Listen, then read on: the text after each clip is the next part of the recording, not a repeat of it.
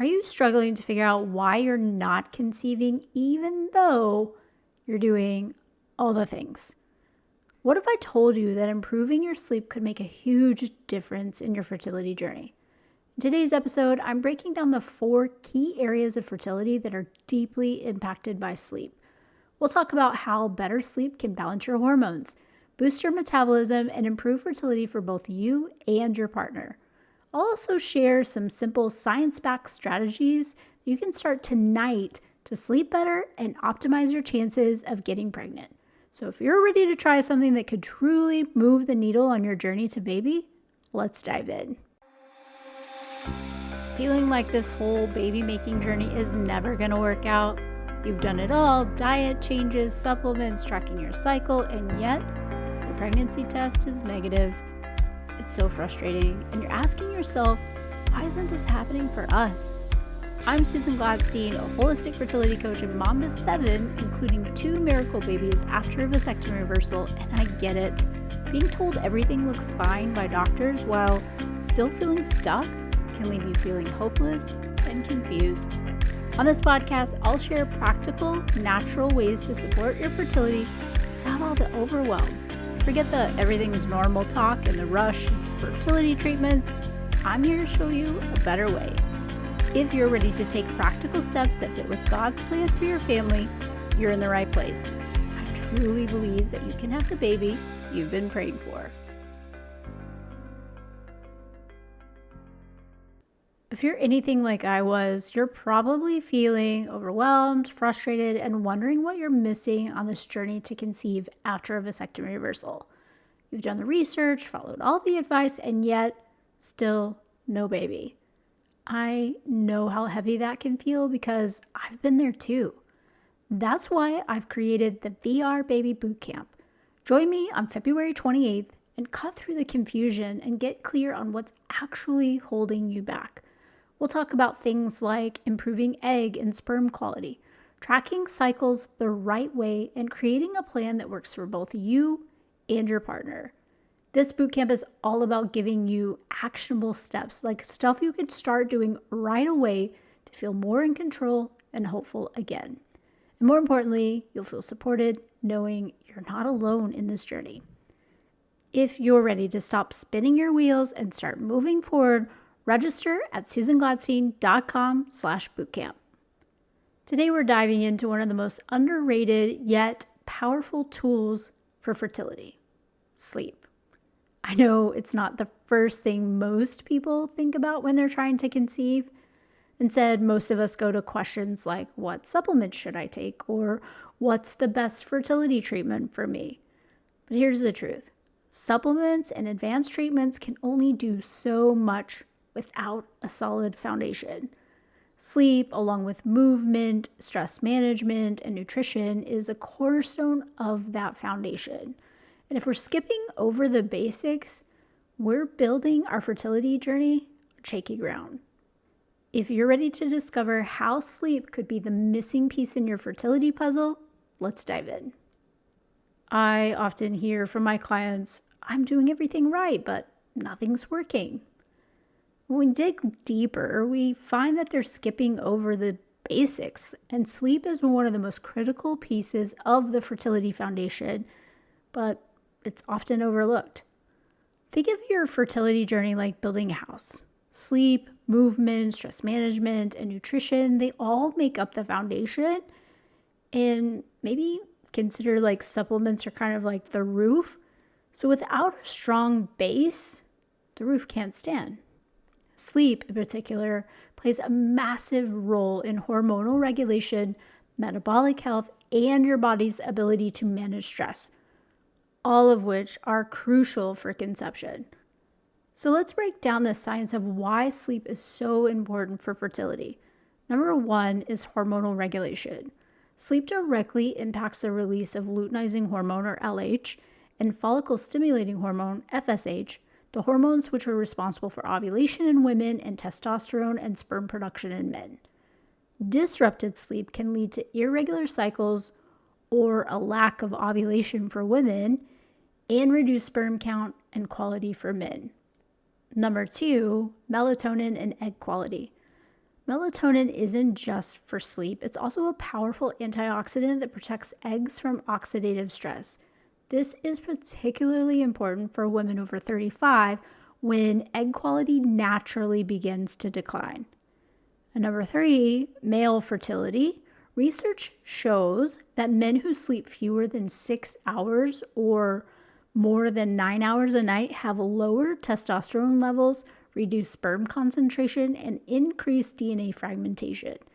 Just one additional hour of sleep can significantly improve sperm quality. The takeaway: sleep isn't a luxury.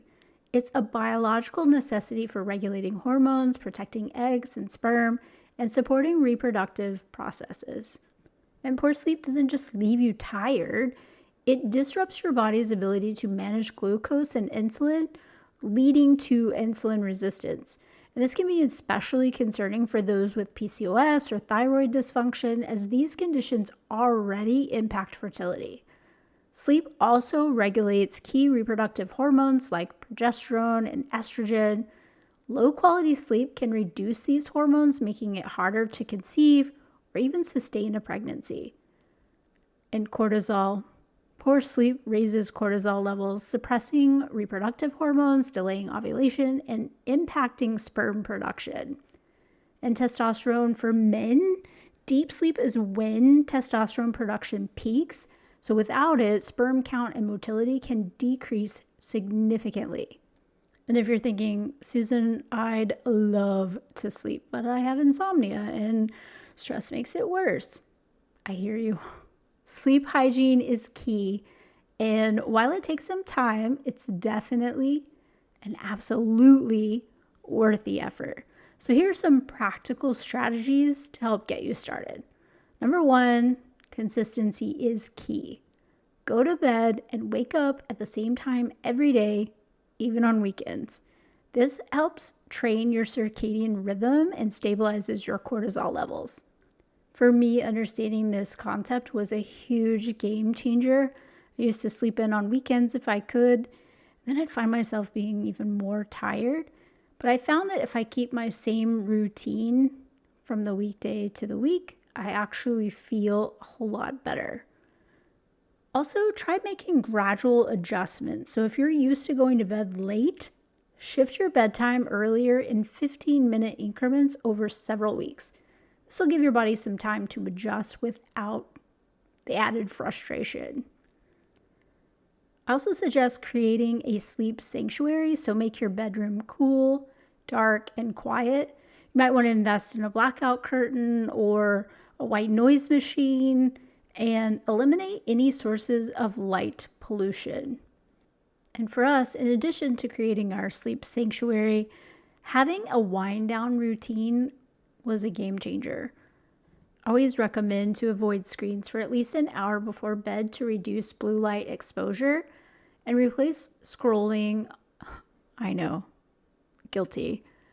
Replace scrolling with calming activities like journaling, prayer, a warm bath with Epsom salts, whatever is going to help you. But I know that for us, turning off the lights in the house, or at least dimming them, really helps prepare our bodies for bedtime. I also recommend to avoid heavy meals or sugary snacks close to bedtime because sleep gives your body a time to regulate glucose and insulin. So if you're eating late, it can really disrupt that process.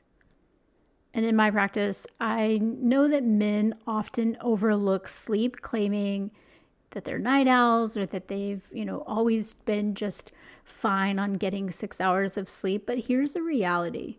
Poor sleep reduces testosterone and increases DNA fragmentation in sperm, directly impacting fertility.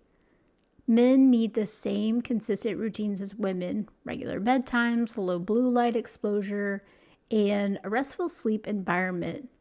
Deep sleep between 11 p.m. and 2 a.m. is when testosterone production peaks, so staying up late can significantly reduce this critical hormone. Sleep is one of the simplest yet most powerful tools for improving fertility, but it's often the first thing that we overlook.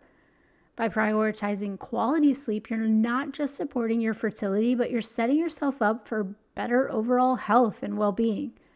If you're ready to take the next step and build a strong foundation for your fertility journey, I'd love to help you.